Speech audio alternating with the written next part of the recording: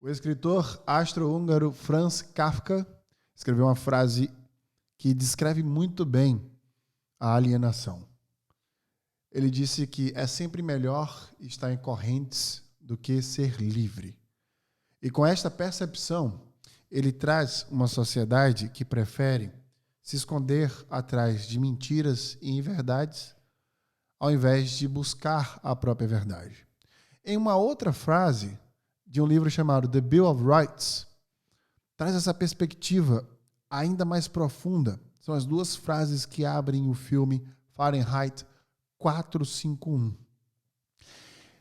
Ele diz que é sempre melhor ser feliz do que ser livre. Essa frase traz um peso de consciência muito grande. Porque é como se a felicidade e ser livre fossem antônimos. E a gente sempre busca ficar no mito da caverna de Platão, confortável com aquilo que a gente julga ser a nossa própria verdade, já que a neurociência diz que percebemos, portanto, o mundo, cada um de nós, de formas completamente diferentes. No No Brain No Game Cast de hoje, vamos aprender o porquê que o autoconhecimento é a única forma de sucesso que vai libertar a sua consciência e te dar o poder de influenciar a sua própria vida.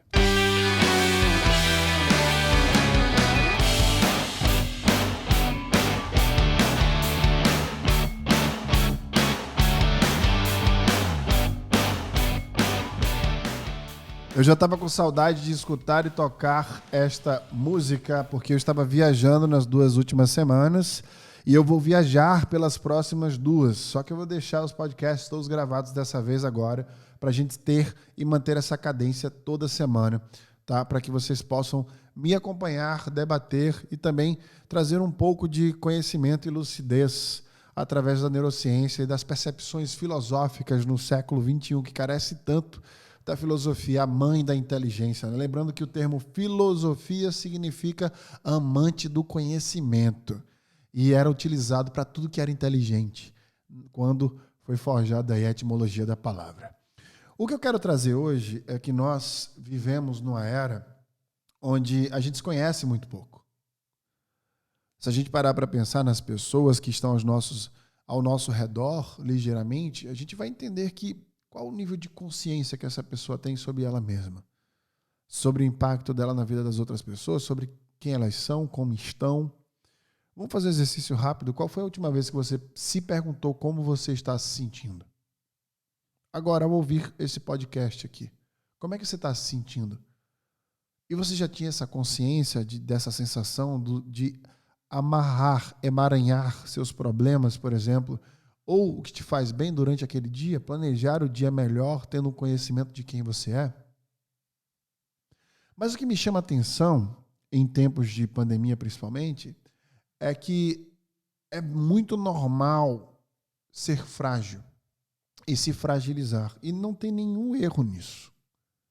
Mas estamos vivendo numa sociedade onde se fragilizar, ter pessimismo e se sentir inseguro é muito gritante.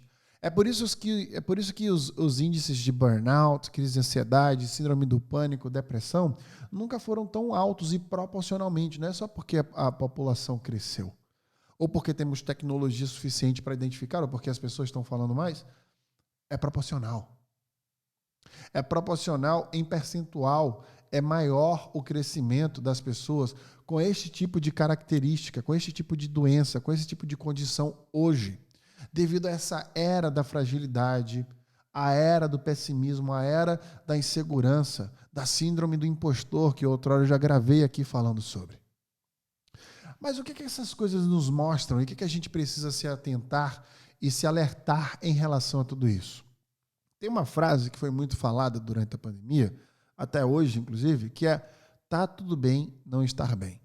E eu concordo com essa frase. O problema é quando esta frase começa a ser utilizada como padrão, como se tivéssemos todos a obrigação de nos sentirmos mal. E aí, quando a gente se depara com alguém que não está mal, que não foi tão afetado, que conseguiu lidar melhor com o problema, parece que aquilo ali não é um bem-estar ou uma saúde mental. aquilo soa como uma arrogância. E eu quero aqui fazer uma intervenção. Por quê? Porque as pessoas que têm saúde mental e autoconfiança são as pessoas que a gente deve se espelhar.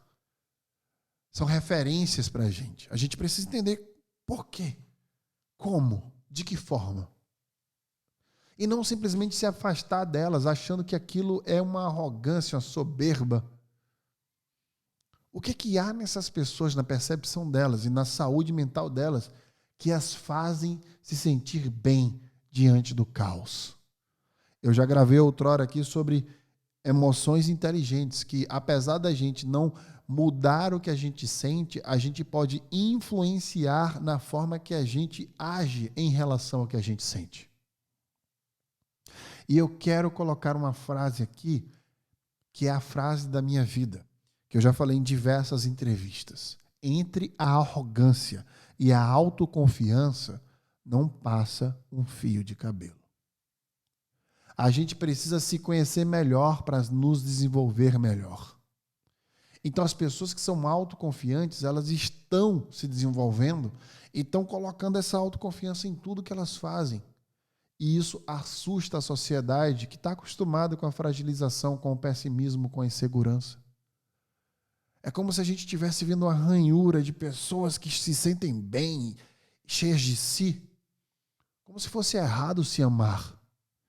E a gente coloca elas dentro de um pilar, como se a gente chamasse elas de narcisistas apenas, porque parece que é só sobre elas mesmas o tempo inteiro. Já tentou vencer esse viés de confirmação, que a gente sai no mundo querendo confirmar o que a gente acredita, e tentar buscar uma perspectiva diferente, tentar entender essa pessoa? Então faça esse exercício. Todo mundo que vocês acham arrogantes, tenta olhar diferente para essas pessoas e entender se é arrogância ou se talvez essa pessoa se conheça tão melhor do que nós, que elas têm uma autoconfiança por se posicionar e tomar decisões melhores que trazem saúde mental. O egoísmo e a felicidade são temperos do mesmo prato. E as pessoas autoconfiantes são pessoas egoístas positivamente. Eu até falo que o altruísta é o maior do egoísta, porque ele faz o bem por se sentir bem. Então, será que esta pessoa que estamos julgando ser arrogante não é apenas um exemplo de saúde e bem-estar de uma pessoa que está derramando autoconfiança? E que a gente precisa beber deste derrame e não ignorá-lo e achar que o normal é não estar bem? Tá tudo bem não estar bem, mas tá tudo bem não estar também. Tá tudo bem se sentir bem. Então, quando a gente analisa o comportamento dessas pessoas, a gente tem uma nuance importantíssima.